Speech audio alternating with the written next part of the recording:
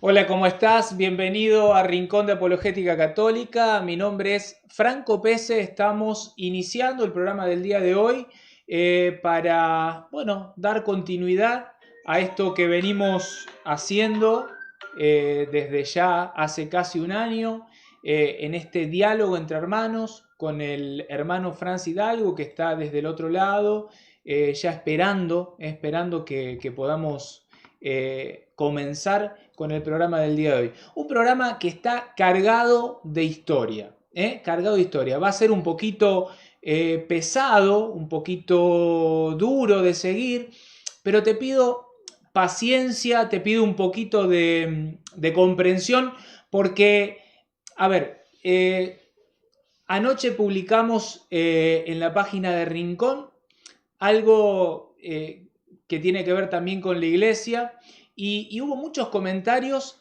de personas que se referían acerca de la iglesia con esto, ¿no?, que estamos presentando hoy, como que la iglesia católica viene desde Constantino y siempre a ver, esto que ya vemos y escuchamos desde hace mucho tiempo, pero todo esto que vemos, lastimosamente, no está sostenido, no está argumentado, no está sustentado con nada, nada de base o de referencia histórica, o sea, no hay una fuente.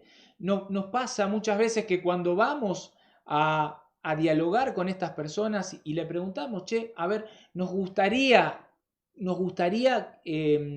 conocer un poquito, por lo menos para en este conocer, ver de dónde tomás esto.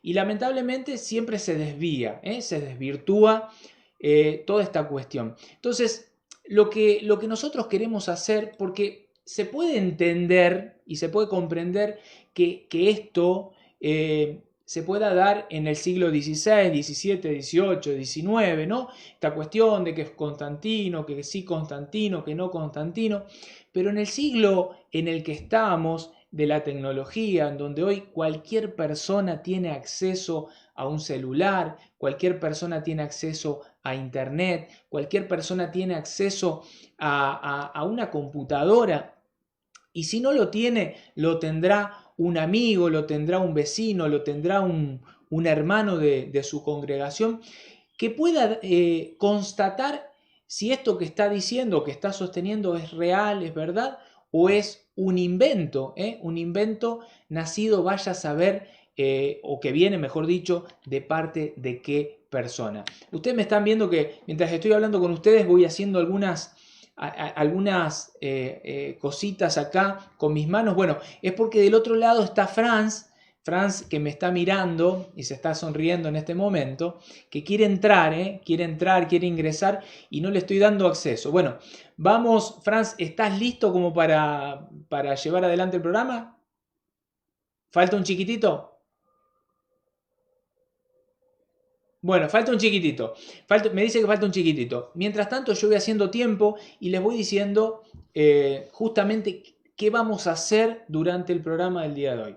Primero, vamos a meternos en la historia de los primeros 4 siglos, o sea, los primeros 4 siglos del Imperio Romano.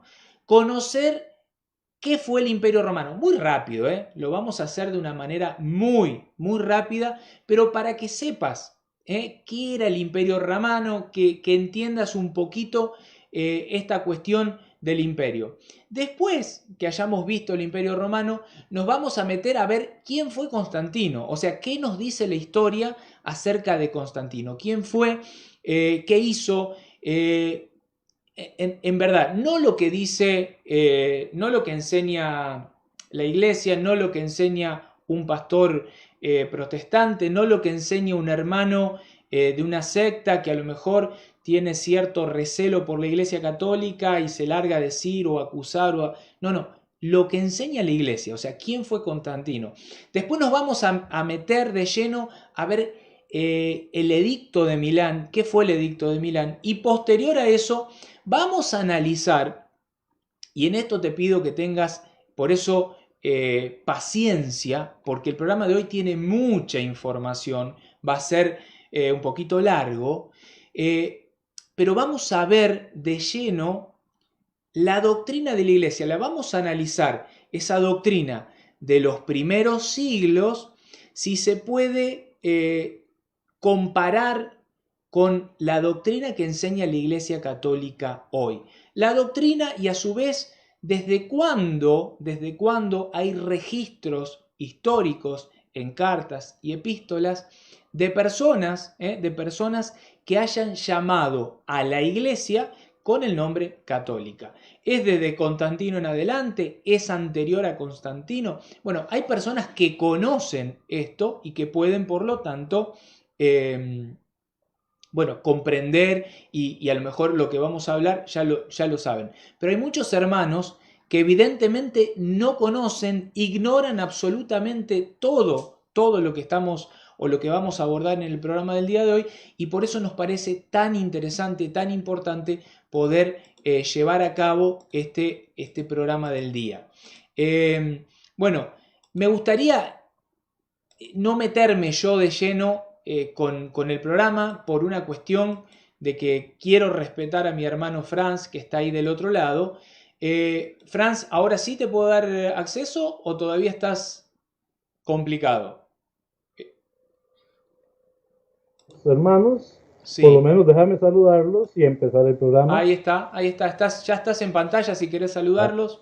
Ahí ah, los tenés.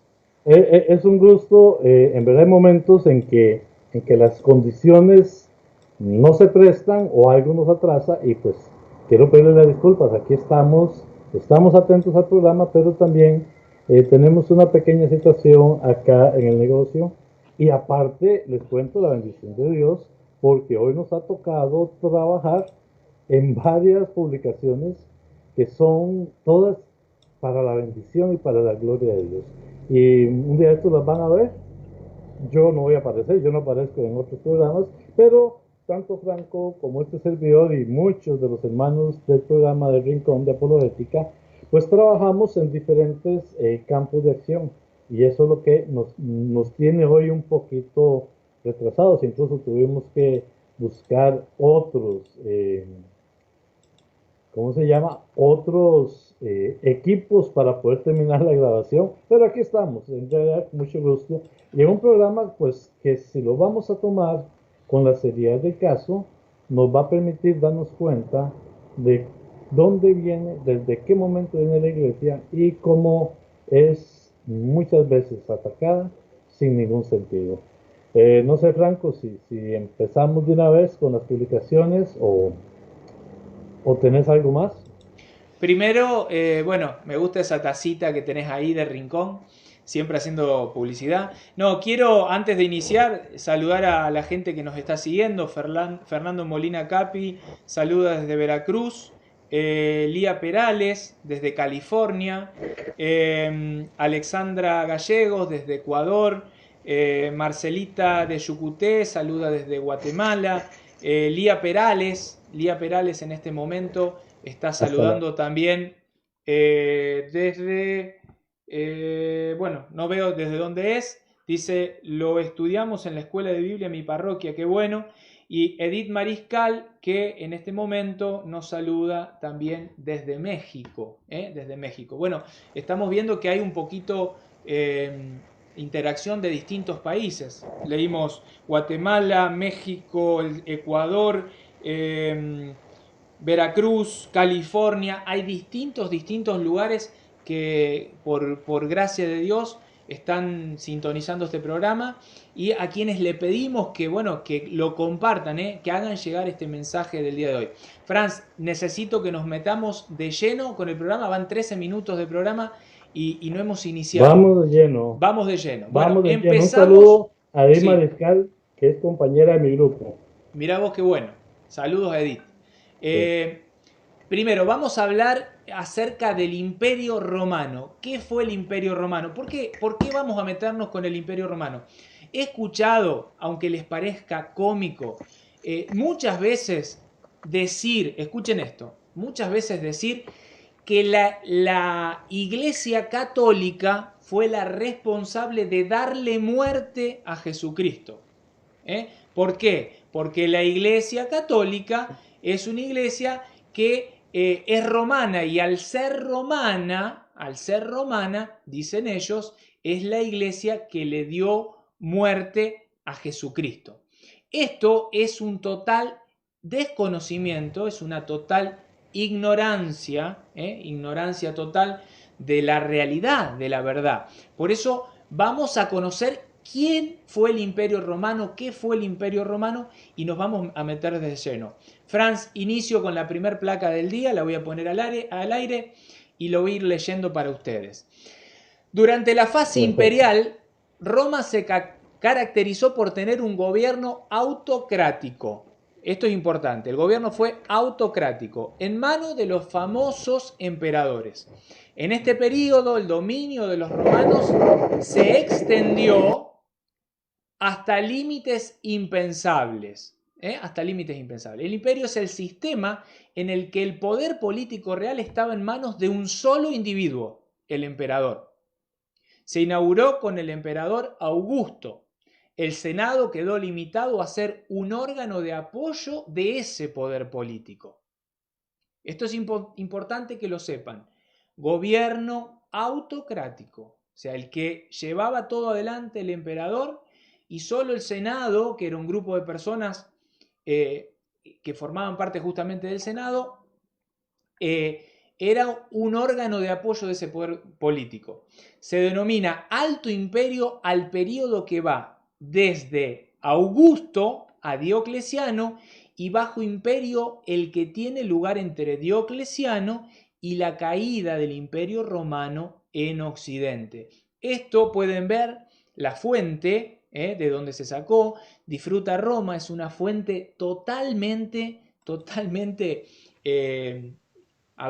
del mundo, no es que es de la Iglesia Católica, lo hicimos a propósito para que vean que no está armado por la Iglesia, es una fuente totalmente abierta, de hecho es de turismo, para que lo puedan seguir. Ahora dice, seguimos con la plaquita, vamos a analizar desde el año 27 hasta el año 305, 27 a.C. al 305 después de Cristo, o sea, los primeros, vamos a decirlo así, 3 siglos del cristianismo.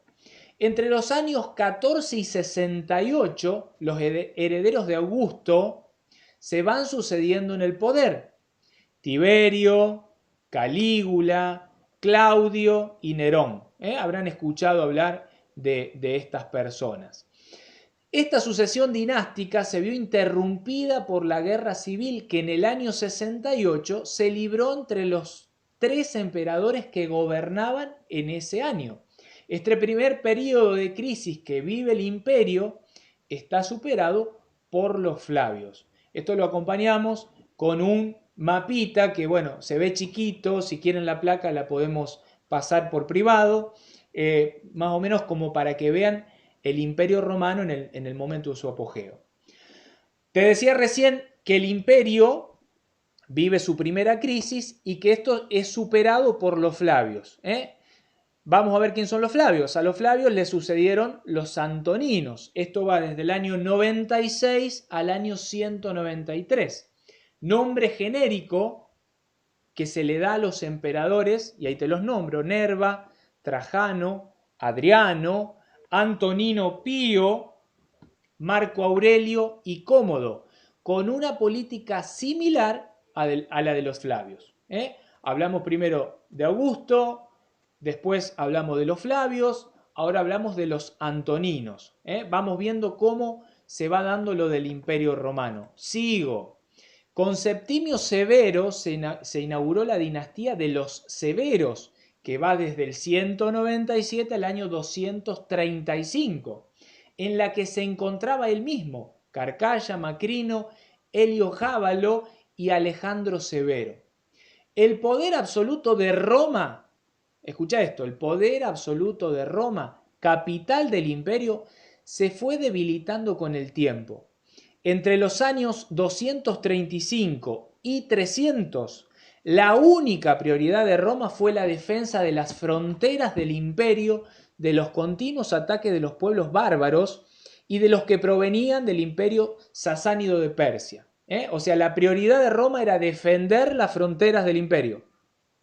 La presión de estos pueblos motivó que el ejército asumiese el poder a partir del 235, momento que se conoce como anarquía militar y que duró unos 150 años. Estos emperadores, soldados, tenían como única finalidad la lucha contra los enemigos del imperio. La consecuencia de estas guerras fue el encarecimiento del mantenimiento del ejército y el alto grado de endeudamiento para mantenerlo, lo que llevó al empobrecimiento de la población y a la pérdida de su identidad y sus valores. Un aspecto, escucha esto, un aspecto de su pérdida de identidad fue la crisis religiosa por la invasión de nuevas religiones orientales. Esto es importante, es un dato importante. O sea, este imperio romano que iba teniendo como prioridad entre el año 235 y 300 defenderse del ataque de los pueblos bárbaros que atacaban las fronteras, va perdiendo su identidad y tiene una crisis religiosa de la cual vamos a hablar ahora, cuál era la religiosidad de ese pueblo, del pueblo romano, y lo van invadiendo nuevas religiones orientales. Seguimos, última plaquita. La persecución de los cristianos por Diocleciano, esto es anterior a Constantino, o sea, persecución de cristianos, no estamos hablando de católicos todavía, también llamada la Gran Persecución, no fue más que un intento de eliminar los peligros a los que se enfrentaba el imperio. En el año 284, una revuelta militar salvó al imperio proclamándose Diocleciano emperador. Durante su gobierno se instauró la tetrarquía, sistema por el cual el imperio se repartía entre 2 Augustos y 2 Césares. Diocleciano abdicó en el año 305, demostrando la ineficacia del sistema tetrárquico sin alguien de peso que lo dirija. Ahora vamos a ver lo que es el Bajo Imperio, año 305 al 476. Desde la abdicación de Diocleciano en el 305 se sucedieron una serie de luchas que se prolongaron hasta el 312, cuando Constantino, escucha, se convirtió en el único emperador de Occidente y último emperador del Imperio Unificado.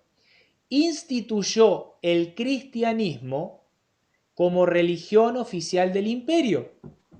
En esta etapa se produce el traslado de la capitalidad del imperio a la antigua ciudad de Bizancio, reconstruida y ampliada por decisión del emperador. Bizancio, desde el 8 de noviembre del 324, fecha de su inauguración, pasó a denominarse Constantinopla o ciudad de Constantino. Más tarde, Teodosio dividió el imperio entre sus 2 hijos, Arcadio y Honorio, surgiendo el Imperio Romano de Occidente y el Imperio Romano de Oriente. Yo sé que todo esto es agotador, pero es importante que lo sepas. En el año 476 tiene lugar la caída del Imperio Romano en Occidente. El Imperio Romano de Oriente, posteriormente llamado Imperio Bizantino, sobrevivió hasta 1453, fecha de la caída de Constantinopla, lo que conocemos hoy actualmente como Estambul. Paro aquí, hago un alto aquí. Franz, ya estamos juntos. Vimos un poquito de la historia de Roma. Un poquito de la historia de Roma. Veo que cayó un poquito la cantidad de personas que nos siguen. Es muy, muy pesado y el tema de hoy. Pero es necesario. Es necesario. Es necesario porque tenemos que sentar las bases de la historia. Cada vez que hablamos de la iglesia, lamentablemente, nuestros hermanos hablan y no sustentan nada con la historia. Entonces, es necesario que podamos, llevar la verdad de la historia, de lo que ocurrió, de lo que aconteció, con pruebas. No sé qué querés aportar a esto que acabo de leer. No, no, está muy claro lo que ha sido el imperio en este tiempo. Cuando hablo del imperio romano, cuáles han sido sus luchas, sus divisiones, en qué momento se daba. A mí me llama mucho la atención ver que hasta los motivos religiosos eran problema en este imperio romano. Claro, esto le da pie a muchos hermanos no católicos para criticar, ve, por eso es que querían, pero no, o sea, es la realidad de un imperio que hoy podríamos comparar, no sé, hablemos tratando de ubicar a China, que es un país enorme, con una cantidad increíble de gente y que lleva una serie de, o sea, administrar un país de este tipo, un imperio de este tipo, no es nada fácil. Y era un reto que tenían los emperadores de entonces y que hoy en día, pues quizás muchos presidentes y muchos gobiernos tienen ese reto. No hay, no hay tintas nuevas, es la misma historia, simplemente en diferentes circunstancias y momentos históricos de la humanidad. Exactamente, exactamente. Bueno, vemos entonces más o menos cómo estaba conformado el imperio, vimos un poquito cómo se dio, de una manera muy rápida, y así muy rápido es pesado. Imagínense si nos ponemos a meter bien en la historia, son 400 años que los vimos en cuatro plaquitas, es imposible tener un conocimiento de esto. Pero me parece importante que lo veamos. Yo me gustaría ahora definir quién fue Constantino, Franz. Porque vimos hasta ahora que el imperio se encargaba, al principio era de una manera, era un gobierno autocrático en el que, o sea, todo se daba en función de lo que, de lo que decidía el emperador. El emperador era la cabeza de esta historia, el Senado apoyaba las decisiones del emperador. Después esto va cambiando, se da esta cuestión de la tetrarquía, como decíamos recién, y después se va debilitando porque estaba todo muy puesto en defender esta cuestión de las fronteras, ¿no? Y se debilita esta religiosidad popular del sistema de gobierno que tenían ellos. Ellos, recordarle un poquito a la gente cuál era la fe de este imperio. O sea, era una fe de un Dios trinitario, uno. ¿Cómo era la fe del imperio romano? Pero en realidad, el mismo emperador se hacía nombrar Dios. Entonces, vemos casos increíbles como el de Nerón, que mata a su mamá para ver dónde estuvo él metido en el vientre de su mamá durante 9 meses, y él podía hacer lo que quisiera porque él era Dios. Pero un dato curioso, y eso lo demuestran historiadores como usted y otros, el, el mismo pueblo se dividía mucho. ¿En qué sentido? Habían comunidades que decían, sí, sí, está bien, Nerón es nuestro Dios y sigamos adelante, no pasa nada. Y había otras en que, bueno, Nerón, el emperador, el César, habían otras en que morían porque el César era el Dios. Entonces, aparte de que era una sociedad muy, ¿cómo se dice esto? De muchos dioses se me olvidó la Politeísta. palabra, pero bueno, eso pasa. Politeísta, gracias. Aunque era una sociedad politeísta, siempre había que rendirle culto en primer lugar al César, al emperador, y posteriormente, bueno, ya en eso la mitología griega y la mitología eh, romana hablan de Júpiter, de Zeus, hablan de Afrodita y hablan de Venus, incluso eran los mismos dioses con diferentes nombres.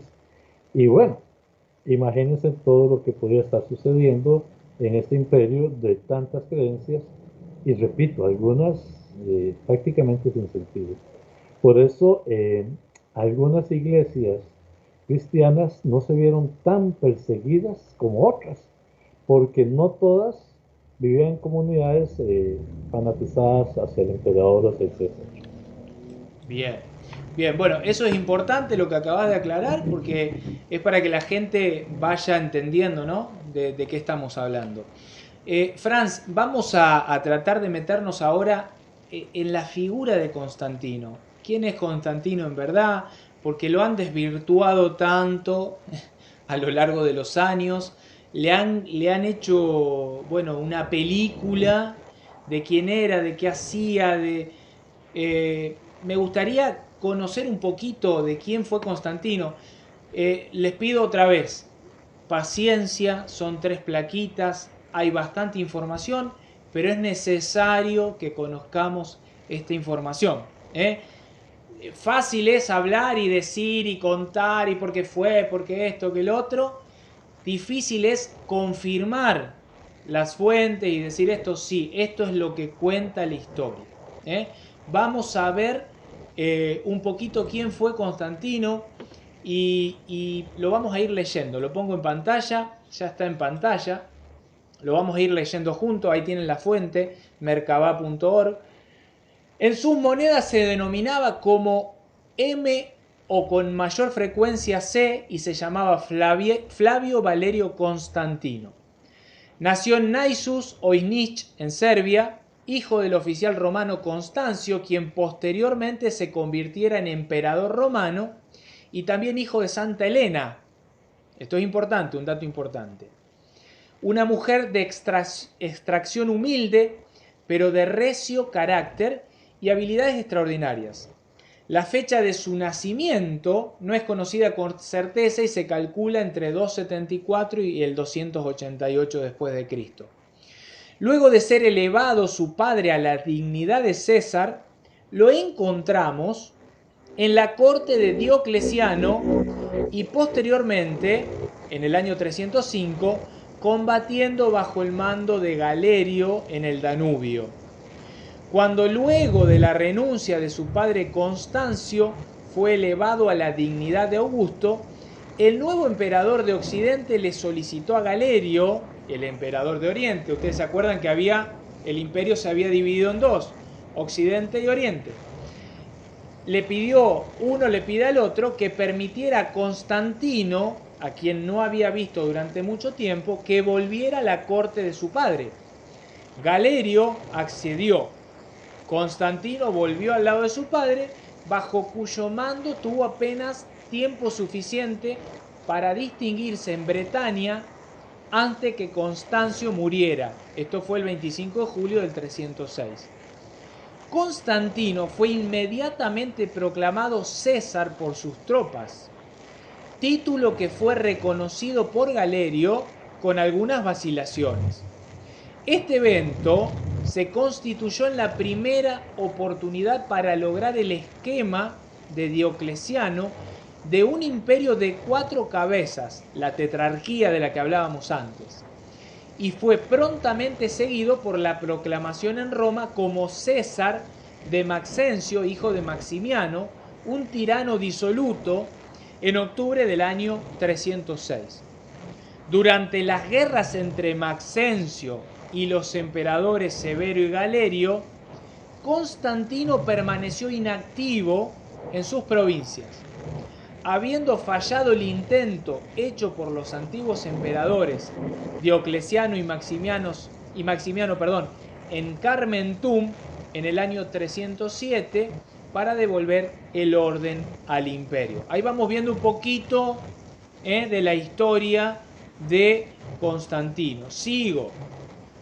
La promoción de Licinio a la posición de Augusto, la asunción por parte de Maximino Daia del título imperial y la autoproclamación de Constantino Augusto como como único emperador en abril del 308 condujo a la proclamación de Constantino Augusto. Como poseía el ejército más eficiente, fue reconocido por Galerio, quien se hallaba en guerra contra Maximino en el oriente, y por Licinio. Constantino, quien hasta entonces se había limitado a defender su propia frontera contra los germanos, no había tomado aún parte en las disputas de los otros pendientes del trono. Recordemos que había 4 cabezas, tetrarquía. Sin embargo, en el 311 vio la guerra como algo inevitable cuando Galerio, el Augusto de Macedás y el más violento perseguidor de los cristianos, sufrió una miserable muerte luego de cancelar sus edictos contra los cristianos, y cuando Maxencio, luego de derribar las estatuas de Constantino, lo proclamó como un tirano. A pesar de que sus ejércitos eran muy inferiores a los de Maxencio, ya que contaba, de acuerdo con varios testimonios que se conocen, con 25.000 a 100.000 hombres, mientras que Maxencio contaba con 190.000 hombres fuertemente armados, no dudó en iniciar rápidamente su marcha hacia Italia en la primavera del año 312. Luego de ocupar Susa y prácticamente aniquilar a un poderoso ejército cerca de Turín, continuó su marcha hacia el sur. En Verona enfrentó a un ejército hostil bajo el mando de Ruricio, prefecto de la guardia de Maxencio, quien se hizo fuerte en la ciudad. Mientras mantenía la ciudad bajo sitio, Constantino, con un destacamento de su ejército, atacó y eliminó fácilmente los refuerzos frescos que venían en auxilio de las tropas que resguardaban la ciudad.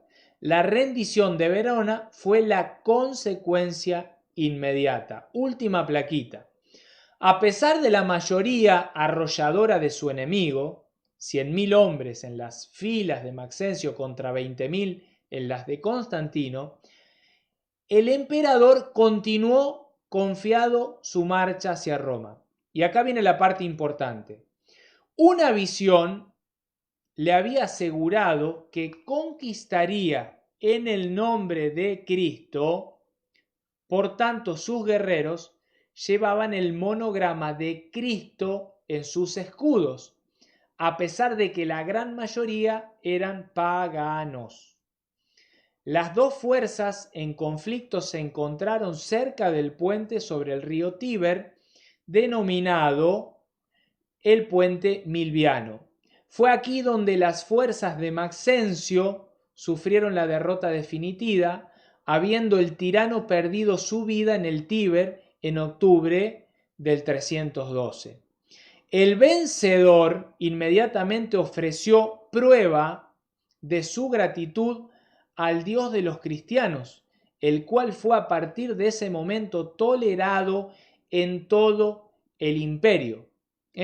Edicto de Milán a inicios del 313, que en un ratito vamos a hablar. Siguió a Milán, leo lo que está en azul, y logró que garantizara la protección de los cristianos de Oriente. Franz, esto es un resumen, muy resumen, pero no por eso es no pesado, la verdad es que es bastante pesado. Un resumen de la historia, de una manera muy breve, de Constantino, y que me parecía importante que todos la conozcan. Sí, claro, claro que sí. Y es interesante porque él empieza, digámoslo así, desde abajo, pero de una familia que está en los, o sea, que pertenece a la clase política y va a heredar próximamente el ser emperador del Imperio Romano. Interesante, ¿por qué? Porque él, a partir de esta visión, que nadie la ha negado ni nadie la ha reprochado, una visión como la que recibió, yo lo pongo ejemplo, el faraón con José. Dios utilizó al faraón para salvar al pueblo de Israel que estaba naciendo, ¿verdad? A través de José. Igualmente, Constantino está recibiendo esta visión, este llamado, y le hace caso Constantino conoce algo por su mamá, que su mamá sí es cristiana, y pues bueno, al final gana la batalla y se acaba.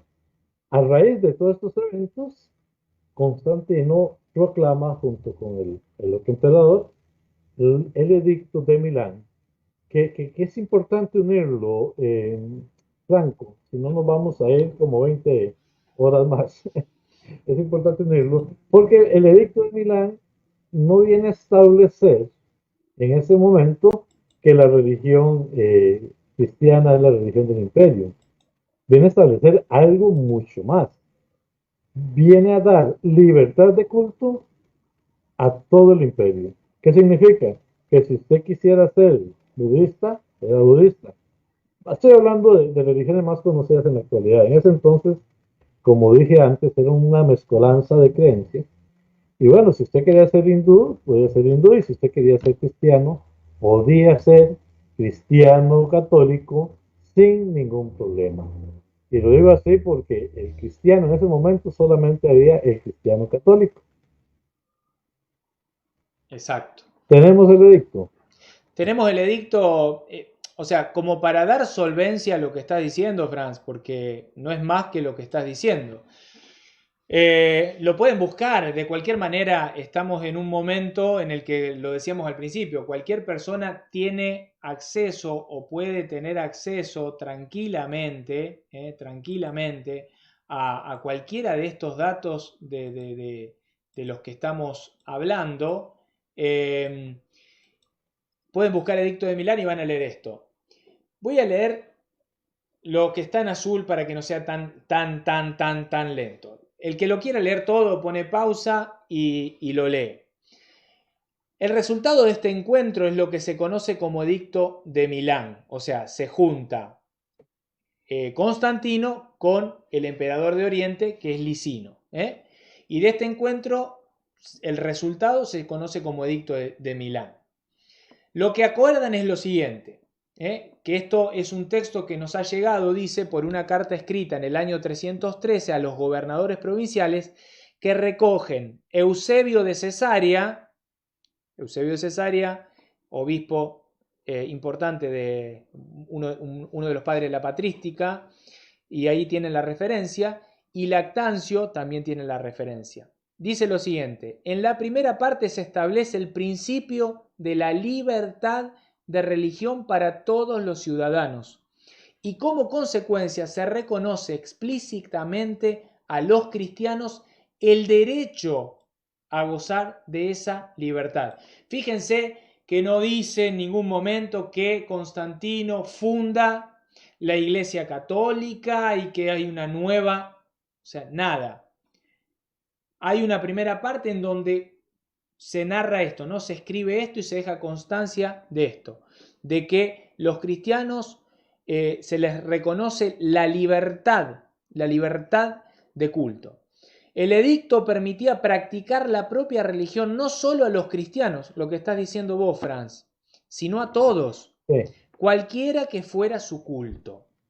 En la segunda parte de este edicto, de este escrito, de este tratado, se decreta restituir a los cristianos sus antiguos lugares de reunión y culto, así como otras propiedades que habían sido confiscadas por las autoridades romanas y vendidas a particulares en la pasada persecución.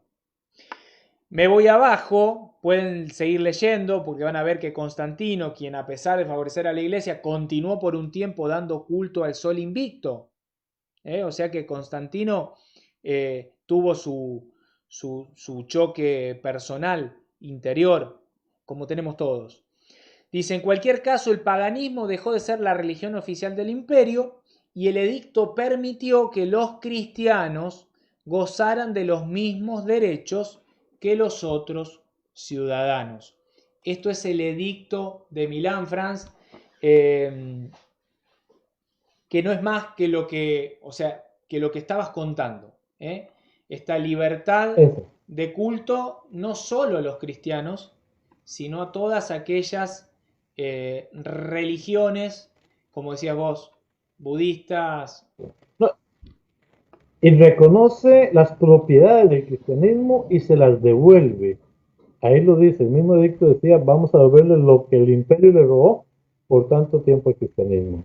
Eso es fundamental, eso es increíble y me imagino que estas son las cosas que algunos no quieren entender, pero es muy claro, o sea, para mí es demasiado claro. No, es Pero no, pero es que, ajá, ajá, decime. no, no, me gustaba, si podemos y tenés algún mensaje de nuestros hermanos que están en Facebook, mientras los vas buscando para poder leerlos y saludarlos y demás, eh, ir como haciendo un resumen de lo que vimos hasta el momento. Vimos el Imperio Romano, qué era el Imperio Romano, cómo estaba dividido, qué tipo de gobierno tenía, quién lo llevaba adelante, cómo cambia el tipo de gobierno a emperadores ya más de índole de ejército, cuál es la preocupación del final de estos 4 siglos de este imperio, como decíamos recién, cuidar las fronteras, de la entrada, del ataque bueno, de los distintos autores ahí de la historia que se van queriendo meter y tratar bueno, de atacar al imperio y cómo pierde, cómo se va debilitando el imperio y a su vez la fe, la religiosidad popular del imperio. Y va siendo, bueno, para decirlo de una manera, va siendo atacado de una manera así por otras religiones que se van metiendo. Esto el imperio lo toma como un ataque, lógicamente. O sea, se están metiendo con la fe del imperio. Por eso el combate, la salida y la persecución a los cristianos. Cuando viene Constantino, Constantino en esa lucha que tiene, comprueba a través de esa visión que en el nombre de Jesucristo podía triunfar. Y de hecho lo hace, y con minoría, y lo hace. A través de eso se da lo que conocemos como Edicto de Milán, que es lo que Franz estaba hablando, esta libertad de culto, no solo a la religión cristiana, sino a las demás religiones dentro del imperio. Esta cuestión de que se pueden ahora congregar libremente y sin que los estén persiguiendo, masacrando, aniquilando, colgando y demás. Resumen, ahora sí, paréntesis, ya vimos esto acá. Si querés agregar algo o querés leer algún mensaje, Franz. No, quiero leer algunos mensajes porque son muchos los que están apareciendo y algunos muy interesantes. Saludos a María Morales, mi gran amiga. Torreblanca Osmaida, también nos saluda. Rolfe Solano, Fofito Solano es un payasito de aquí de nuestra comunidad, pero familia mía, un primo a quien aprecio y quiero mucho. Está don Edgar Orlando. ¿Qué tal, don Edgar? Un gusto poderlo tener. Sí, dice don Edgar que es muy importante conocer la historia universal y no las leyendas negras, la realidad de los hechos. Efectivamente, el edicto facultó a profesar cualquier religión. María dice, visión, profetizar, pues bueno, quiero entenderle de que la visión que tuvo fue como una profecía de Constantino y bueno, podría entenderse de esa manera, no le veo ningún problema. Lía Perales dice que quede claro que Constantino no era ni obispo, ni sacerdote, ni mucho menos. Déjelo claro, también para que no se confundan la gente, porque siempre dicen que Constantino fue el fundador de la Iglesia Católica. Sí, doña Lía, efectivamente, de hecho que leímos ahí que Constantino siguió profesando su religión pagana. Constantino no, sin embargo, sí fue catalogado por la Iglesia de Oriente como un santo. En la Católica de Occidente no lo tenemos como santo. Lucía Portillo, la historia no se borra con el codo. Jesús fundó la Iglesia Católica. Muy de acuerdo. Don Edgar Moda, en otro comentario, nos dice: la confusión se da porque Constantino autoriza la realización del concilio de Nicea, pero lo que no entienden es que el emperador debía autorizar cualquier reunión. Como hoy en día se debe pedir permiso al alcalde de cualquier ciudad para realizar un evento, es la autoridad del lugar, lo que no quiere decir que participara en el evento. Y eso, Orlando, Orlando, no sé cuál de los dos le gusta más. Esto es muy cierto. Imagínense que hoy vinieran para acá los presidentes del mundo, de los, qué sé yo, de la OEA o de la ONU. Mira, yo te aseguro que el presidente de nuestro país o del país que fuera manda a organizar todo de tal manera que se realice con las medidas de seguridad que se dieran. Quiero acotar dos cositas al respecto. Una es, bueno, la seguridad que decía, pero el, el, el cristianismo viene saliendo de una persecución sangrienta, horrible, triste. Y entonces muchos van con cierto temor todavía. Bueno, ya han pasado algunos años de que del 14 al 27, de que la persecución se acabó. Ahora, imagínense que estos cristianos que han sido perseguidos, que han sido masacrados, muchos están vivos porque Dios es muy grande, que no fueron muertos en algún momento, pero vienen con sus heridas, decía, ay, se murió quién, pero ahí cuando me acuerdo se los digo, que venían aún con las heridas abiertas, con las cicatrices de la persecución a este concilio de Nicea, que Constantino lo convoca para aclarar la doctrina del cristianismo. Imagínense a esta gente decir, ya nos dejaron de perseguir, ahora sí, entonces hagámonos paganos. O sea, yo no veo en una mente lúcida, en una mente que razona, pensar de esa manera. O sea, yo, si no me mataron en la persecución, yo no voy a hacerme pagano ni aceptar doctrinas paganas simplemente porque ya no me persiguen. O sea, hay una lógica aquí muy extraña que yo simplemente no me pasa por la cabeza. Y esto también no es solo palabras mías, sino que ha sido expuesto ya anteriormente eh, en la historia, en los documentos de la iglesia y en los documentos de la historia. Imagínate, Franco, te está persiguiendo la suegra y dice la suegra, este, no, es que el ejemplo no es muy bonito. Te están persiguiendo en el país porque en tu país se hizo comunista y tú no quieres ser comunista. Entonces, de pronto dicen, ya no vamos a perseguir a Franco. Entonces Franco dice, ahora sí me hago comunista porque ahora no me persiguen. Es ilógico. O sea, no sé qué es tu criterio, cómo lo ves y cómo Au- lo pueden ver los demás.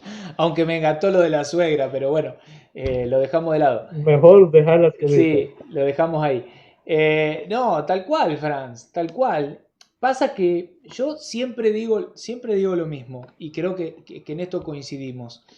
Es muy fácil eh, ponerse a hablar y a decir y a decir y a decir. Lo que siempre es difícil, que todo eso que yo estoy diciendo se sostenga, se sostenga. Eso que Jesús decía, el que construye sobre roca, vendrán los vientos, bla, bla, bla, y la casa permanecerá. Y el que construye sobre arena, mira, la mentira es muy fácil de tumbar, porque llega la verdad, o sea, ¿por qué te habrá pasado y me pasó a mí? ¿Por qué cuando estas personas que se llenan la boca hablando y diciendo, cuando vamos y le decimos, bueno, vamos a la historia, no quieren saber nada de la historia. No quieren saber nada de la historia. ¿Por qué no quieren saber nada de la historia? Porque saben que lo que están diciendo no existe, no está en ningún lado, no se puede sostener con nada. Entonces yo puedo entender esta situación, como decía al principio, hace 3 siglos atrás, acceso a la información muy difícil, tener un libro era muy difícil, pero hoy no puede seguir sosteniéndose esta mentira. Todo esto que... Hay un mensaje, me gustaría que lo leas, Franz, que te lo pasé hoy de la publicación que hicimos anoche. Me parece que es importantísimo que lo tomemos y lo leamos en pantalla, que la gente escuche, porque esto que esta persona dice, eh, eh, la, la verdad que no existe fuente bibliográfica que pueda sostener lo que argumenta con tanta, a ver, no sé ni qué palabra usar, porque la verdad que me cuesta hasta definir eso. Hay veces que me corre no sé qué por la sangre, por las venas, pero es real, es real.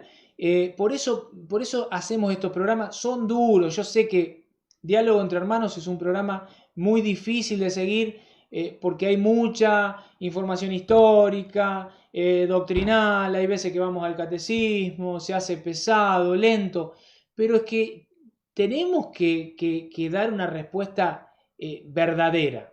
No podemos basarnos en lo que dijo fulano, lo que dijo sultano. O sea, tenemos que ver la historia, ir a una fuente veraz. Sí, la publicación que tú pusiste era sobre quiénes eran los mártires, los cristianos mártires, que si eran católicos, si eran evangélicos, testigos de Jehová, que dice este señor, no voy a dar el nombre por respeto, Exactamente. pero en la publicación está. En realidad creería que ninguno. Creo que Teodosio es el que les pone católicos a los que él quiso. Teodosio es un emperador que está aproximadamente por el año 380, 390, por eso ahorita no recuerdo las fechas, pero es el mismo en la época de San Damaso. San Damaso compiló la Biblia en el 382 para ubicarlos. Entonces sigue.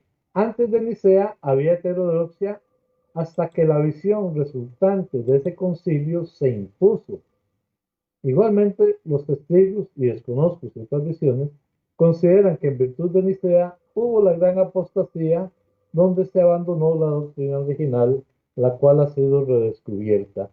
O sea, los concilios, y lo dije antes, el concilio de Nicea fue precisamente para aclarar. O sea, heterodoxia no necesariamente es que cada quien cree lo que le da la gana, no. Es que hay una doctrina única y exclusiva. Entonces, Constantino quería que la doctrina cristiana se aclarara. ¿Por qué? Algunos decían, y esta era una de las bases principales del concilio de Nicea, que Jesús no era Dios, que Dios Padre era uno, que Jesús era otro y el Espíritu Santo era otro, y que el único Dios era Dios Padre. Eh, Sin embargo, a partir de este concilio se establece la Trinidad como tal, y se establece que Jesús es, ¿cómo se llama? Es el Hijo del Padre, pero es Dios igual que el Padre, de la misma naturaleza, al igual que el Espíritu Santo. De ahí el famoso credo Niceo Constantinopolitano. Exacto. Esa palabra, donde decimos que es Jesucristo, que hoy, pero por bueno, eso, que Franz, es de la misma naturaleza. exacto, por eso era importante también darles y llevarles la historia de cómo el imperio de Oriente, el imperio de Occidente, de Constantinopla, por qué Constantinopla, que tendríamos que meternos después en la historia de la iglesia, la división, vos dijiste antes, de que Constantino en la iglesia de Oriente y en la iglesia de Occidente, o sea, nos tendríamos que meter un poquito más en eso, pero... Te quiero poner un ejemplo rápido, Sí. Perdona que te interrumpa, del cristianismo en sí, y Hechos 15. Y quiero partir para que los hermanos que se identifiquen con la palabra, ¿qué hubiera pasado en Hechos 15 si dicen, no, hagamos una cosa, los que quieran circuncidarse se circuncidan, los que no quieran circuncidarse no se circuncidan, pero que cada quien haga como quiera? La iglesia fue clara y dijo, la circuncisión ya no hace falta, y conste, la circuncisión era un pacto de por vida que hizo Dios con Abraham y con su pueblo Israel.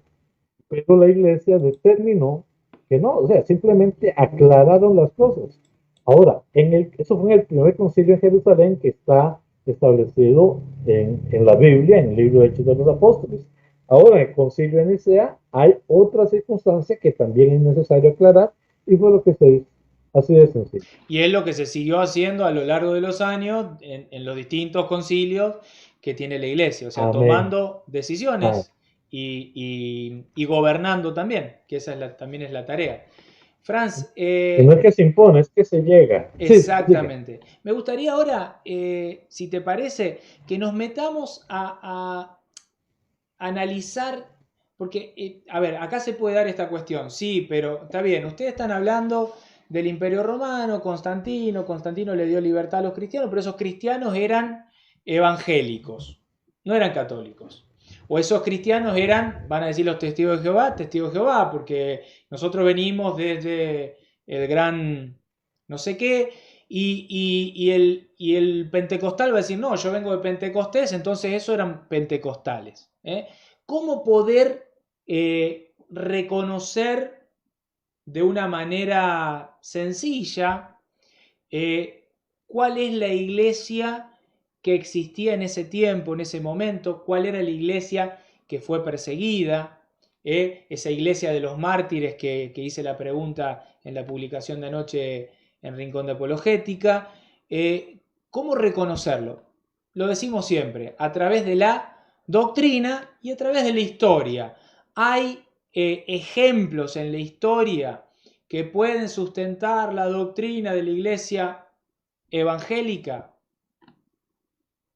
Lo pregunto siempre, ¿hay? Si hay, estoy esperando los ejemplos. Pero a ver, no en un modo de ataque y pelea, sino en una cuestión de poner la verdad sobre la mesa. O sea, si esto es blanco, empecemos a decir blanco, basta de decir verde, amarillo, lila, porque no tiene sentido. O sea, hay algo que me gustó mucho y no lo dije nunca. Hace unos 4 meses atrás, en una publicación, un chico, un jovencito, eh, cortó al medio a un montón de hermanos separados que discutían porque esto, que el otro, y les dijo, muchachos, basta de pelear, basta de discutir, tenemos que reconocer que nosotros salimos del árbol principal que es la Iglesia Católica. Nosotros salimos de ahí, nos dividimos de ahí y para mí somos dice él, los que tenemos y hacemos lo que Jesús mandó. Pero no puedo seguir diciendo que yo soy esa iglesia que estaba allá atrás, porque no lo puedo comprobar. Lo dijo él, este chico, y me pareció súper sensato porque bueno, es pararse en la realidad. Pararse en la realidad. Por eso, Franz, si vos lo podés leer en pantalla, yo voy a compartir. Vamos a ver San Ignacio de Antioquía y después vamos a Por ver favor. San Cipriano de Cartago. Aclaro, año 100, año 100 y año 200. O sea, siglo II y siglo III. Siglo I podríamos ir a la palabra y ver qué hacían los apóstoles. O sea, qué hacía Juan, qué hacía Pablo, la Eucaristía, la reunión de los domingos, la confesión de los pecados. Cuántas cosas de la doctrina que solo conserva la Iglesia Católica y que el resto rechaza. Vamos a ver en el siglo II. Siglo II. Lo voy a poner en pantalla para que lo puedas leer. Ahí logrando, Franz. Nada más te voy a ir aclarando mientras termine de ponerlo, Sí, que cuando hablamos del siglo II, estamos hablando de inicio del siglo II, años 110, 107, y dice así, nace entre años 30 al 35 y muere en el 107, es San Ignacio de Antioquía, fue discípulo directo de San Pablo y San Juan, segundo sucesor de Pedro en el gobierno de la iglesia de Antioquía. El primero en llamar a la Iglesia Católica. En sus escritos demuestran que la doctrina de la Iglesia Católica viene de Jesucristo por medio de los apóstoles. Esta doctrina incluye la Eucaristía, la jerarquía, la obediencia a los obispos, la presidencia de la Iglesia de Roma, la virginidad de María y el don de la virginidad, el privilegio que es morir mártir de Cristo. Condenado a morir devorado por las fieras, fue trasladado a Roma, y ahí recibió la corona de su glorioso martirio en el año 107, en tiempos del emperador Trajano. En su viaje a Roma escribió 7 cartas dirigidas a varias iglesias y en las que trata sabia y eruditamente de Cristo, de la constitución de la iglesia y de la vida cristiana. Interesante, es interesante, Franco, porque esto es un escrito recién naciendo el cristianismo como tal. Eh, y el hecho de que le llame cristiana no necesariamente está diciendo, este es el nombre de la iglesia. No, esa es la característica de la iglesia que aún se mantiene hasta nuestros tiempos. Sí, sí, aparte, ahí ya podemos ver la cuestión de la Eucaristía, ¿eh? La cuestión de la No, pero es doctrina. Porque, o sea, el sentido de compartir esta plaquita de San Ignacio de Antioquía, de decir, el primero que llamó a la Iglesia Católica, no es solo ese sentido. O sea, no no, vamos solamente a ese sentido, sino el sentido de encontrarnos con aquellas cosas en las que esta persona reconocida por la historia, que fue parte de la primera de los primeros cristianos, de los cristianos de los primeros siglos, una persona reconocida por todos, que no se puede negar porque hay escritos, de hecho decía esta plaquita, ciertas cartas dirigidas, o sea, estas cartas están, se conocen, se tienen hasta nuestros días. Esta persona defendía la jerarquía que el resto rechaza. Defendía, dice, la presidencia de la Iglesia de Roma. sí. Yo a veces me pongo a pensar si será que nuestros hermanos piensan que la Biblia es un manual donde te va diciendo todo. Y eso, tengan cuidado porque no es un manual. Por ejemplo, hablas de la Eucaristía. Yo le pregunté a un hermano que me dijera cómo celebraban ellos la Santa Cena y no quiso responderme. Porque si yo le pido que me indique dónde dice en la Biblia cómo se celebra la Santa Cena, no tiene una base. Entonces, muchos quieren hacer de la Biblia un manual de instrucciones y la Biblia no es un manual de instrucciones. La Biblia es el mensaje, la buena nueva de la salvación a través de Dios que se hace humano como nosotros, se sacrifica en la persona de Cristo, el Hijo de Dios. Y la interpretación y, y la misión de llevar ese mensaje a todo se le da en la iglesia. Y tenemos Efesios 3:10, por ejemplo, y Efesios 3:25, donde, o sea, más claro, dice un amigo, no canta un gallo. Tengamos cuidado, porque la Biblia no es un manual de instrucciones. El manual de instrucciones lo va poniendo el magisterio y la tradición, o sea, la transmisión de este mensaje a través del tiempo, a través de los siglos. ¿Y quiénes han cambiado eso? Los católicos no, ciertamente. Exactamente. Bueno, vimos, Franz, que ya en el siglo II, o sea, la, los ejemplos, podríamos tomar la Didache, siglo I, o Didache, como le quieran llamar, que tiene indicios del bautismo, de la Eucaristía, de la confesión de los pecados, de muchísimas cuestiones, sacramentos que se viven en la Iglesia Católica y no así en las demás denominaciones. Vimos recién San Ignacio de Antioquía y ya la impresión doctrinal que corresponde a lo que hoy enseña la Iglesia Católica. No es que ha cambiado, ha mutado, se ha transformado, como muchos hasta católicos, y esto me da pena decirlo, católicos que se han convertido en protestantes dentro de la misma iglesia, en rechazar porque el Concilio Vaticano II, que el primero, que el coso, y se van metiendo en cuestiones. Hasta el día de hoy, o sea, se conserva la misma base cuando hablamos de Eucaristía, cuando hablamos de María, cuando hablamos de jerarquía, cuando hablamos de... Se va conservando y lo vamos viendo. Yo quiero leer ahora, Franz, te lo voy a dejar leer a vos, porque me gusta cómo lo vas No explicando. te... Bueno, está bien, Me está bien. gusta cómo lo Como vas quieres. explicando. Si está muy Poneme chiquito, la platica. si va muy chiquito, me decís, lo leo yo. Pero me gusta cómo lo vas explicando. Ahora vamos a saltar al Dale, dale. siglo III. Cipriano de Cartago, obispo de la iglesia. ¿De qué iglesia? Bueno, nosotros decimos de la iglesia católica. Vamos a llamarla iglesia primitiva. Es 100 años antes de Constantino. Constantino ni estaba en los planes de sus padres, de hecho, todavía no existían. Entonces, vamos a ver este cristiano que no sabemos qué era, de hecho lo sabemos, pero por el momento hasta que no lo leamos no sabemos qué era, va a darnos ciertas bases doctrinales. Y esas bases doctrinales, vos si sos testigo de Jehová, ponela y comparalas con la doctrina de tu iglesia. Si sos pentecostal, ponela y comparala con la doctrina de tu iglesia. Si sos evangélico y si sos católico, haces lo mismo.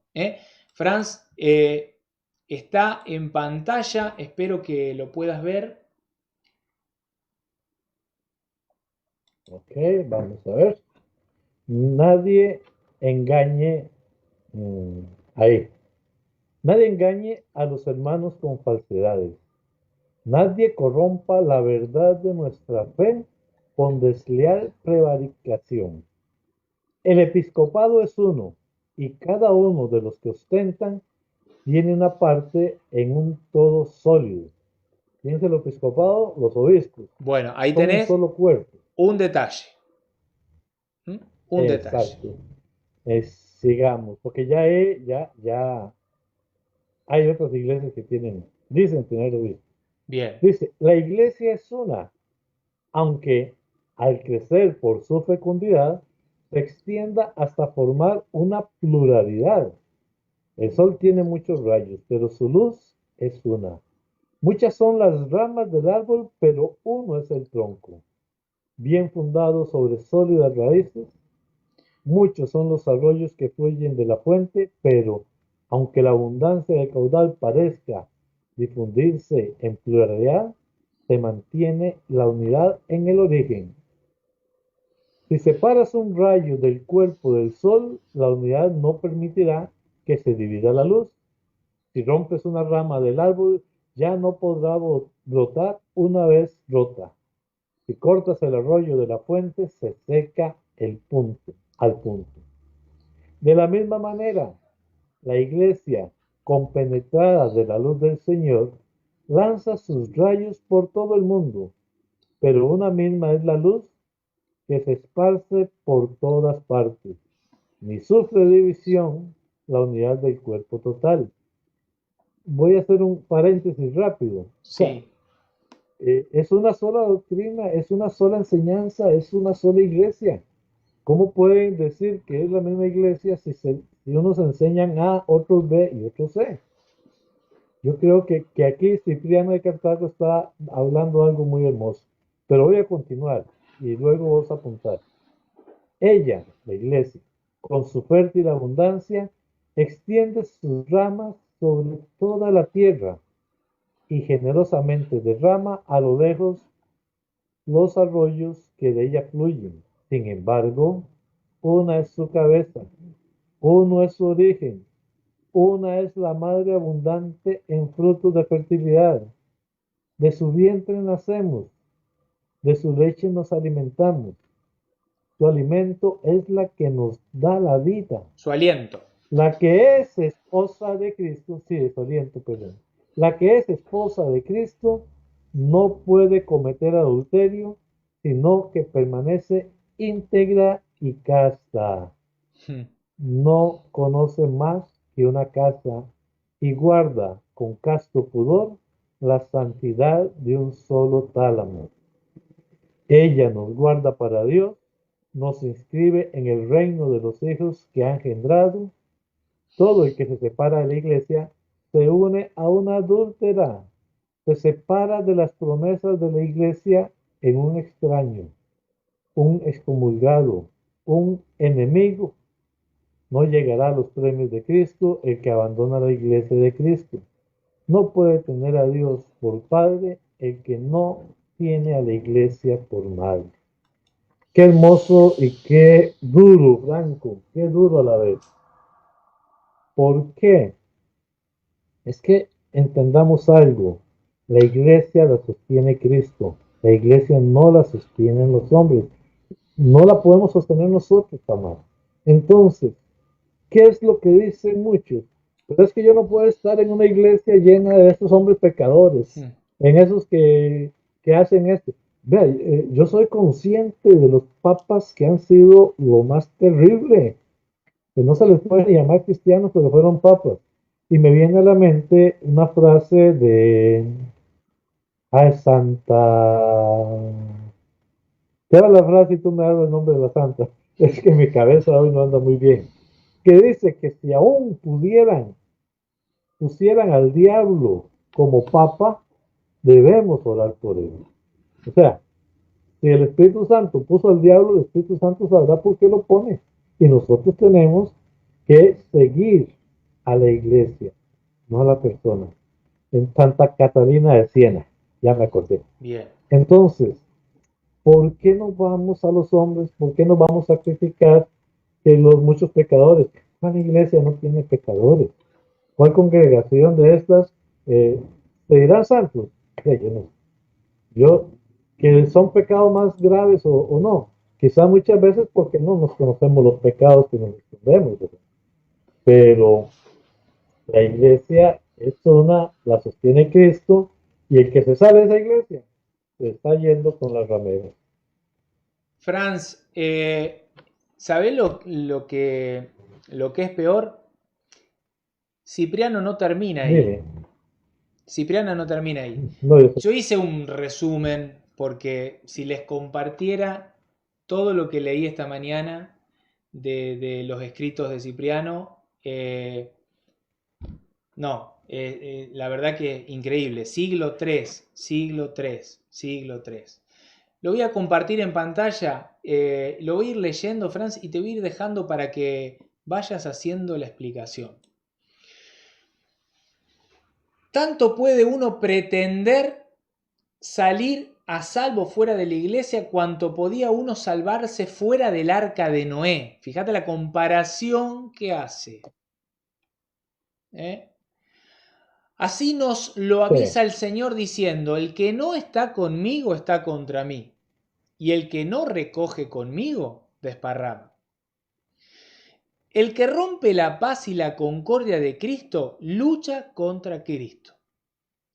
El que no guarda aquella unidad, no guarda la ley de Dios, no guarda la fe del Padre y del Hijo, no conserva la vida y la salvación.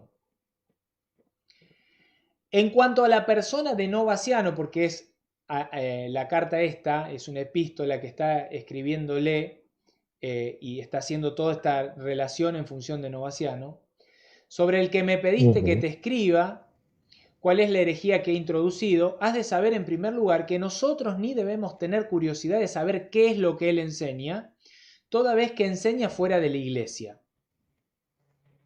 interesante, ¿eh? Interesante, O sea, ¿qué va a interesante. enseñar a alguien?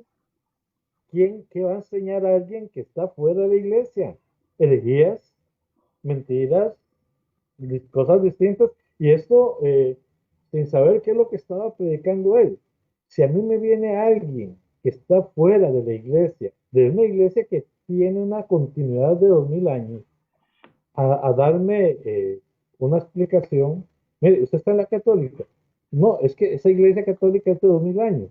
¿Por qué te voy a creer ahora? Aquí lo dice don Edgar. eh, no, perdón, lo dice David Oliva. Hay muchos que le creen a unos guías ciegos que apenas nacieron. Apenas están conociendo un poco de la palabra y ya vienen a creerse maestros a creerse guías. Con todo respeto, con todo cariño, pero tomemos conciencia. O sea, estas palabras son muy sabias y esto se está dando, me decías, en el año 800 y algo, 200 y algo, perdón. 210, Franz. Ok, 210. O sea, Constantino ni en los planes todavía, ¿eh? Lo aclaro por las dudas. Constantino ni en los planes. Fíjate sigamos. lo que sigue hace alusión a lo que decías vos.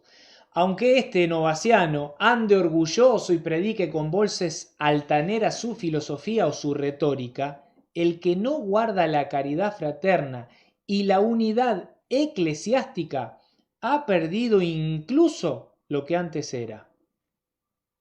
A no ser que tengas por obispo al que por maquinación se esfuerza en que los desertores le hagan obispo, habiendo en la iglesia otro obispo consagrado por 16 de sus colegas.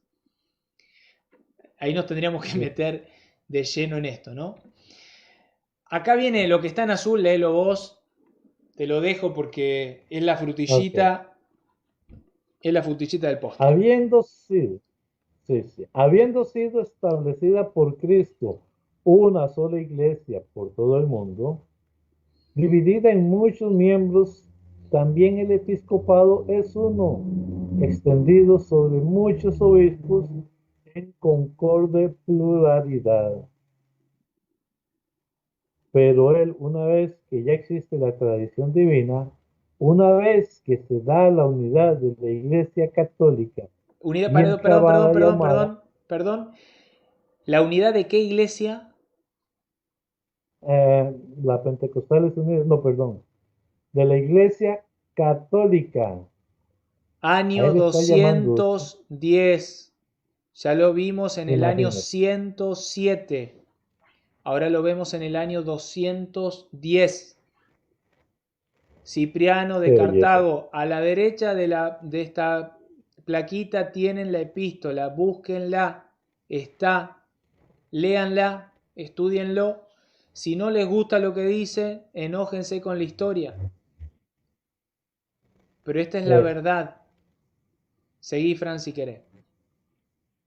eh, dice que se esfuerce por hacer una iglesia humana y por enviar numerosas ciudades esos nuevos apóstoles suyos, colocando así esta especie de fundamentos recientes de su institución, estando ya previamente consagrados obispos en todas las provincias y ciudades, hombres de edad provecta, íntegros en la fe, probados en la adversidad, perseguidos en la persecución, que tenga él la audacia de criar por encima de ellos otros pseudo obispos.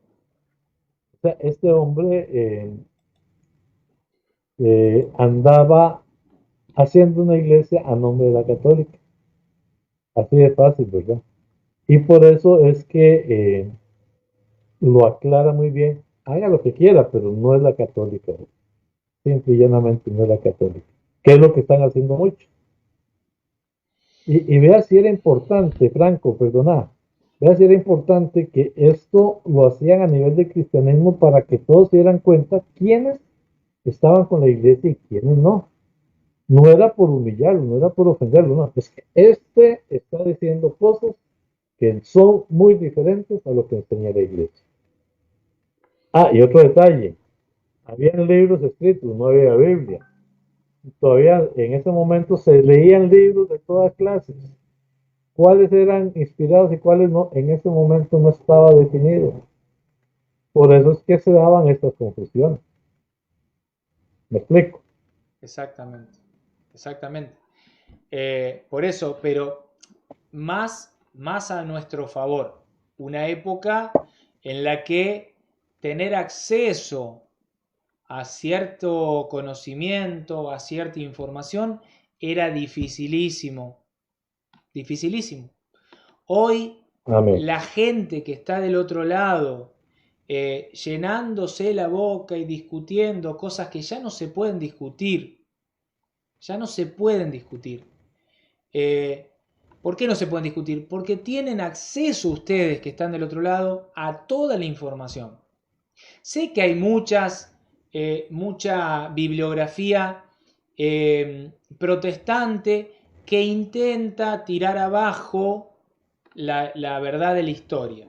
No sé, bueno, eh, sabemos cuál es el objetivo, pero estudien, investiguen, no le hagan caso a cualquiera, de hecho, no nos hagan caso a nosotros. Esto que nosotros ponemos acá, está la fuente al lado, vayan a la fuente. Vean si lo que estamos poniendo es verdad o es un invento, porque nosotros también podemos poner acá una plaquita y poner fuente tal y resulta que eso es una mentira. Vayan e investiguen. O sea, mi pastor, mi hermano, mi tío, mi mamá me enseñó esto. Permítanse la duda, duden de eso. A ver, ¿es verdad lo que me enseñó? ¿Es verdad lo que me dice? A ver, ¿dónde está en la historia esto? ¿Dónde está en la historia esto? ¿Dónde No, está esta práctica? mira, Porque algo, el rechazo, Franz, por ejemplo, que nos encontramos siempre ustedes, el bautismo de los niños. Bueno, vayan a la historia. Vayan a la historia. Vean, ¿se realizaron esas prácticas? ¿Desde cuándo? ¿Quiénes? ¿Está documentado o no está documentado? ¡Investiguen! mira, es que lo que hacen muchos, y hermanita María, con todo cariño, con todo mi amor, te lo digo, esto no es la iglesia. La iglesia somos los bautizados. Cristo fundó una iglesia.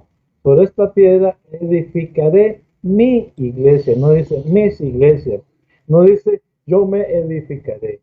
Cristo no es la iglesia. Cristo es el que sostiene la iglesia. Cristo deja una iglesia precisamente por todo esto. Vámonos al inicio del cristianismo, como está hablando Franco, y podrás ver que había una iglesia. Vea todos los escritos que se realizan contra las herejías. Vamos a escuchar los padres de la iglesia, hermanita. Cristo no es la iglesia. Cristo sostiene la iglesia. Yo no soy la iglesia. Yo soy parte de la iglesia. Pero la iglesia tenía que existir porque en la iglesia, como dice Efesios 3:25, en la iglesia se le da gloria a Dios. En la iglesia es donde vamos a encontrar la enseñanza. ¿Quién me va a enseñar a mí? Imagínense que antes del 382 había muchos libros. ¿Quién me enseñaba a mí cuáles libros eran y cuáles no? ¿Quién es el que daba la enseñanza que Cristo daba? La iglesia. No era cualquier persona que agarraba los libros, los leía y decía, ahora sí, esto es así. No, para eso es una iglesia. Y esa iglesia se fue extendiendo. El primer caso, Matías sustituye a Judas. Franz, Después, cada apóstol, nada más para terminar la idea, cada apóstol tenía que ser enviado, no, y tenía que ser enviado por otros apóstoles. Como decía, antes lo leímos en San Ignacio, si mal no recuerdo, no, perdón, San Cipriano, que había muchos que hasta 16 hermanos consagraban un nuevo obispo. Perdona, Franco. no, para sostener con la palabra lo que estás diciendo. Fíjate, es la cita que tomaste vos de Efesios, capítulo 3, versículo 21. Dice, a Él, o sea, a Dios, sea la gloria en la iglesia y en Cristo Jesús. Si la iglesia fuera Cristo Jesús, o sea, ¿qué está dividido? O sea, le damos gloria en la iglesia, ¿para qué digo y en Cristo Jesús? Léame el verso 10, usted que lo tiene más visible.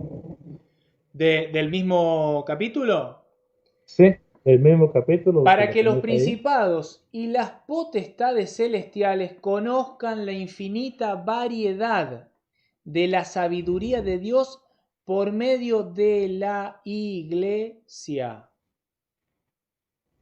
Tiene que ser la iglesia la que le enseñe, porque si no, la enseñanza se divide, la enseñanza se va por todos lados y cada quien irá a decir lo que cada uno se les ocurre. Por eso es que la iglesia no es un cuerpo abstracto, una iglesia no somos todos los que un día creímos en Cristo, no, la iglesia está establecida, es jerárquica y existe desde Jesucristo y nace en Pentecostés. Nace del costado de Cristo en la cruz, pero inicia en Pentecostés. Franz, si tenés los mensajes de aquellos hermanos que están y estuvieron presentes, si querés leerlos o por lo menos saludarlos, Sí. como para ir cerrando el programa. Eh, vimos, a ver, como para hacer un resumen mientras los vas buscando, vimos la historia del Imperio Romano, cómo era el imperio. Vimos la historia muy rápidamente también de Constantino, quién era Constantino y qué hizo. Vimos el Edicto de Milán, este acuerdo que hace Constantino con, ahora no me acuerdo el nombre, de darle esta posibilidad a los cristianos y a todas las religiones de manifestarse con libertad. Y después vimos, anterior a Constantino, 200 años y 100 años anteriores a Constantino, la doctrina de aquellos cristianos que estuvieron antes de Constantino. ¿Tenían la doctrina de las iglesias protestantes de hoy o tenían la doctrina de la iglesia católica? Lo hemos visto. Tenían, guardaban la doctrina de la iglesia católica. Obediencia a la jerarquía, obediencia a la iglesia de Roma, obediencia y vimos la cuestión de la Eucaristía, la cuestión de un montón de cosas, del episcopado, de un montón de cosas que hemos visto que no vale la pena repetir. Franz, ahora sí, si querés. Hay muchos. Lía Perales, ya habíamos hablado con ella. Don Edgar Orlando, muchas gracias nuevamente. Dice que la confusión se da porque Constantino, ya habíamos leído también esto. A Fofito, a María, a Rebe Harold, ¿cómo está mi hermanita? Dice Lía Perales en otro comentario, pero las personas también tienen prohibido estudiar cualquier cosa que tenga que ver con la Iglesia Católica. Incluso yo conozco hermanos que tienen prohibido hasta escucharnos. Y es muy triste, sí, hermana Lía, es muy triste que le prohíban. Y yo tuve la experiencia con hermanos testigos que cuando yo empecé a hablarles y una de ellas se quedó pelando los ojos, no volvieron. Y digo no volvieron porque es una gran amiga mía. Y donde yo le empecé a predicar, se dio cuenta. Edgar Moda, Edgar Orlando Moda, pero el nombre del credo no es por el emperador, sino por el hecho de Constantinopla. O sea, el concilio de Nicea en el imperio de Constantinopla, no es por Constantino, es por la ciudad. Ramón Tapia, un saludo, mi hermano.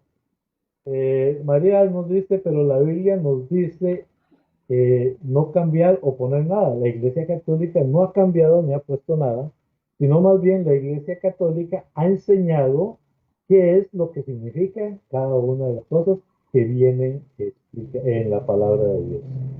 Otra vez, don Edgar, no existe ningún católico que no sea evangélico. Es la Iglesia quien instituyó los evangelios. No existían otro tipo de cristianos en esa época. El nombre de católico no es solamente por la universalidad de la Iglesia en la expresión geográfica, sino porque es el fundamento de la verdad universal que es objetiva para todos.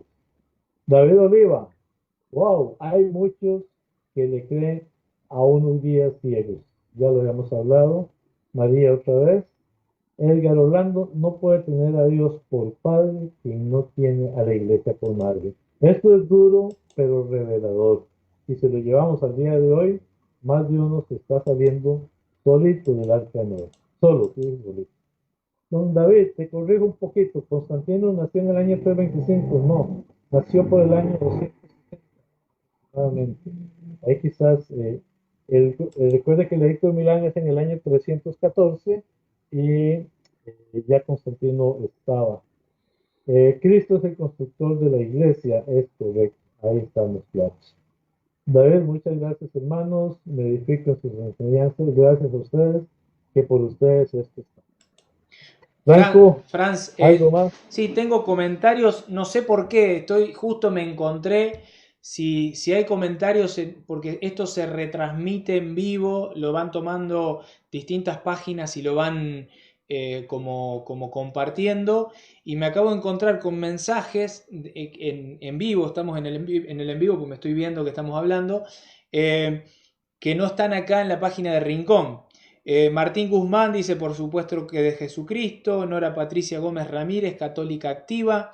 Adrián Castro González dice, Dios los continúe bendiciendo enormemente. Un abrazo enorme para Franz y para Franco. No sé si hay otros mensajes que estén en otra página de lo que se está compartiendo. Bueno, saludarlos a todos, agradecerles por estar ahí y, como decimos siempre, pedirles, solicitarles que compartan este programa que hacemos con tanto esmero, sacrificio, con tanto amor, sabemos que es pesado por momentos, pero queremos llevar solvencia en eso que decimos y le pedimos a ustedes que duden de lo que nosotros decimos y vayan a investigar si aquello que presentamos es o no es, para que de esa manera se termine el verso de aquellas personas que hablan de una manera, como decía Pablo en la carta a los Corintios, de una manera tan elocuente y se llaman apóstoles. Bueno, esos falsos apóstoles que andan por ahí, por el mundo hablando, se termine esa mentira y ustedes puedan tener una base sólida para defender la verdad que en definitiva está en la iglesia, que es única y es una, es una, santa, es católica y apostólica. Franz. Yo, para ir cerrando, quiero decirles, contestar la pregunta: ¿somos la iglesia de Constantino o de Cristo? Muy sencillo. No hay evidencia de que Constantino haya fundado ninguna iglesia. Perteneció a la católica poco antes de morir. Pero si Constantino no fundó iglesia, entonces yo creo que las evidencias son claras de que estamos y somos la iglesia de Cristo. Y eso es lo que nos hace luchar cada día e invitarles. Igual a como dices, Franco, no nos crean, estudien, fórmense y cualquier duda, sea en el privado, sea en el grupo, con mucho gusto estamos a la orden. Gracias, Franco. ¿Algo más? Gracias a vos, Fran, por tu tiempo. Saludarlos a todos. Invitarlos al próximo programa de Diálogo entre Hermanos. Esto es importante. El diálogo entre hermanos que viene no va a ser tan doctrinal. Nos vamos a meter en un tema muy interesante, que es el tema de los exorcismos, el tema de la nueva era. Vamos a tener una invitada especial desde Chile, una persona que ha formado parte de estos grupos de New Age, ha practicado, se ha metido de lleno en estas prácticas y ha padecido una infestación muy difícil de sobrellevar, de la cual todavía hoy está peleando y de la cual está sufriendo, y que nos va a acompañar en el próximo programa para contarnos acerca de estas prácticas, y que también vamos a dialogar sobre Halloween. Estamos a poquitos días, ya a menos de un mes, de esta celebración que se da y que en muchos países es muy popular y de la que tenemos que hablar y llevar un poco también de verdad. ¿Qué tipo de fiesta es? ¿Qué se celebra? ¿A quién se le da gloria en esa fiesta? Bueno, lo vamos a escuchar de boca de una persona que está padeciendo y sufriendo el haber incurrido en ciertas prácticas. Vamos a hablar, vamos a ver, y bueno, por eso los esperamos el próximo martes. Gracias a todos por estar ahí del otro lado. Nos vemos el próximo martes en este canal, tu canal, Rincón de Apologética Católica. Chao, Franz, chao a todos. Chao, amigos. Nos Estamos vemos. a la orden. Chao, Chao. chao.